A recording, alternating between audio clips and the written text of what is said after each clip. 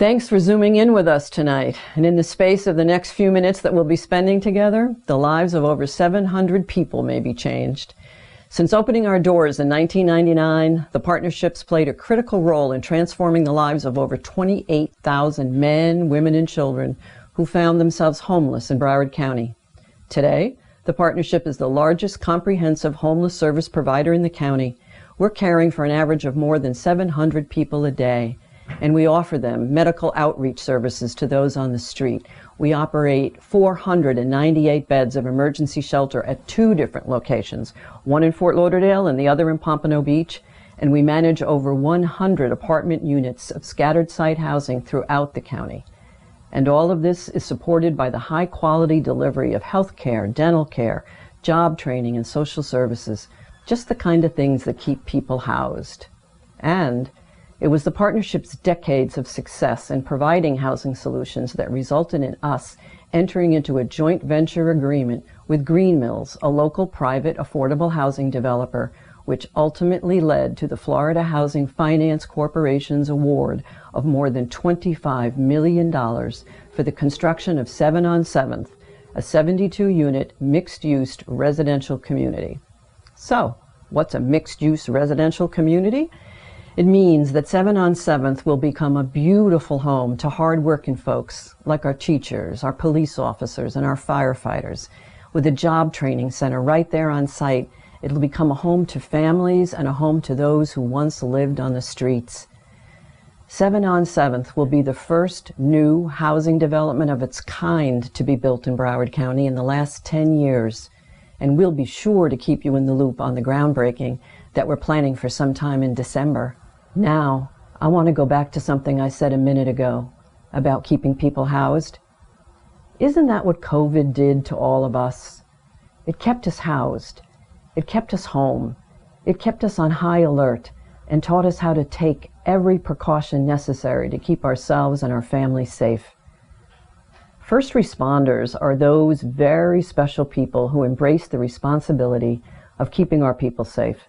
And with all due respect to our law enforcement, our medical, and our firefighting teams, isn't that what happened to all of us?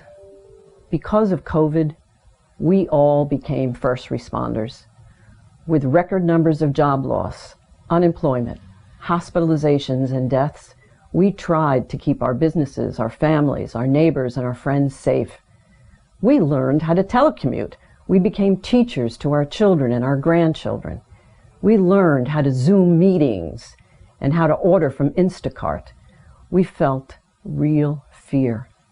We became isolated. We desperately missed our friends, our family, and our colleagues.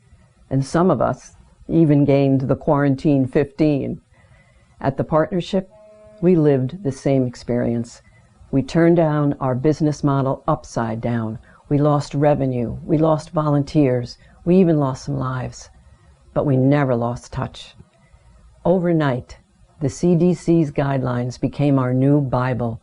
We converted our dormitories into quarantine facilities. Our meal programs became an outdoor dining experience. We took temperatures and taught protective hygiene.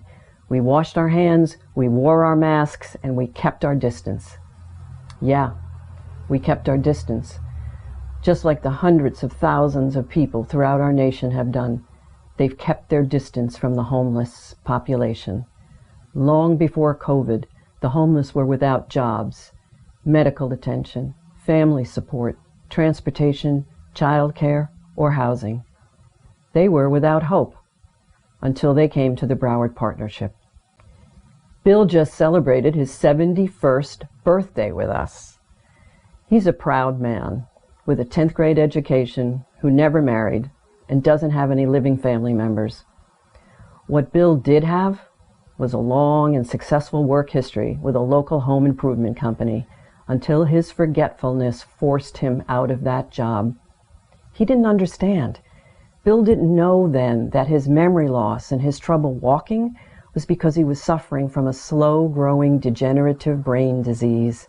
And with no family, no real savings, and no job, he couldn't pay his rent anymore, and he became homeless for the very first time in his life.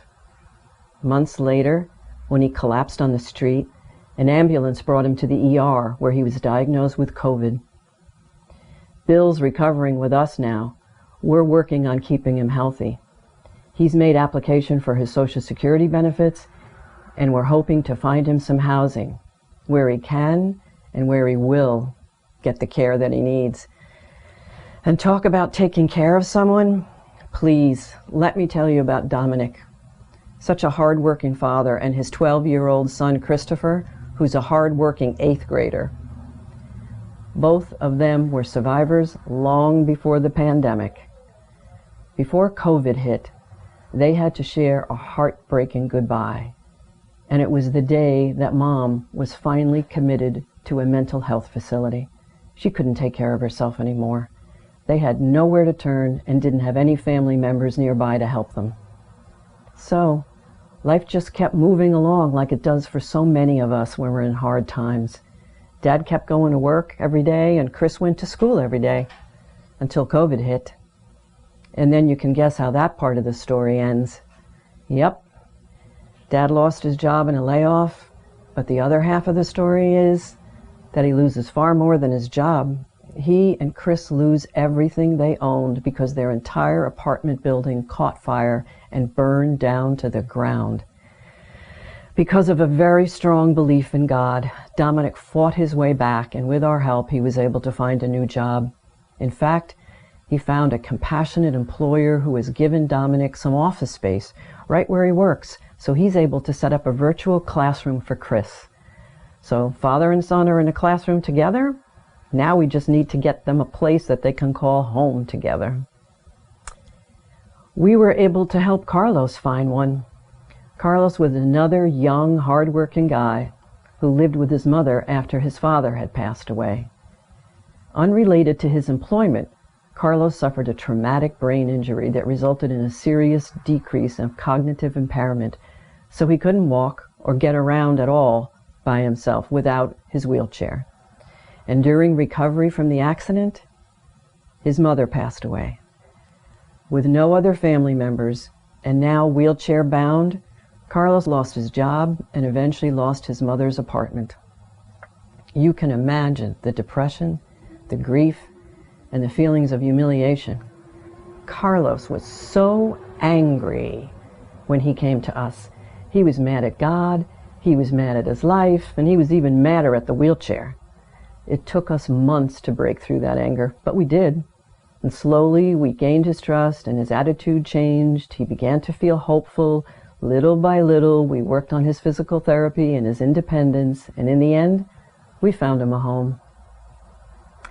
Could you ever dream of celebrating your 50th wedding anniversary at a homeless shelter? No, neither could Mr. and Mrs. Smith. Gainfully employed their whole lives. Joan is 77, Rudy is 71, and their son Jimmy is 34. They only found themselves homeless because the landlord sold the apartment building that they were living in, and the new owners wouldn't renew their lease. They didn't have any savings for first, last, and security in order to get into another place. They didn't know who to call or what to do, so they picked up what they could and moved it into their car, a little broken-down SUV. And they lived in that car for more than 3 weeks. They slept in Walmart's parking lot. Rudy and Joan were in the 2 front seats, Jimmy was in the back seat, and the rest of the SUV was crammed with everything they could stuff in it. The church group was able to help them out for a little while with food and showers, and eventually they found their way to us. We helped them file for Social Security, and we're working on finding them housing now. But very sadly, that Jimmy, who was severely paranoid schizophrenic, won't be living with them anymore. No. For everyone's safety, Jimmy had to be hospitalized, and we don't know if he'll ever come back to them again. So, the stories about Bill, Dominic, Christopher, Carlos, Rudy, Joan, and Jimmy, they're just a few of the thousands of faces that are homeless in Broward County. Some are in emergency shelters or housing programs like ours, while others, at least 1,000 that I know of, are on the streets, And there will be more to come when the moratorium on eviction ends. Yes, right now we don't know how many more people we're going to see become homeless, but we do know this. We need to get the elderly like Bill and the Smiths housed.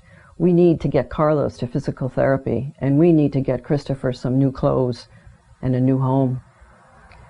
When I began my conversation with you earlier tonight, I suggested that maybe 700 lives could be changed.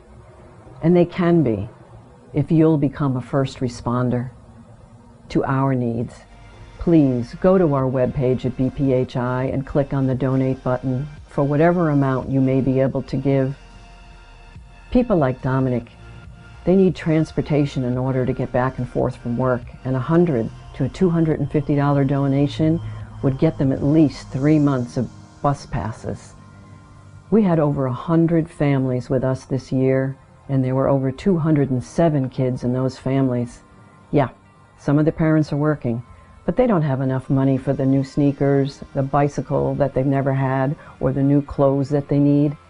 And they're not able to save the $500 to $1,000 that it would take to get some furniture, clean bedding, a television, or maybe even a laptop now that remote employment is so popular.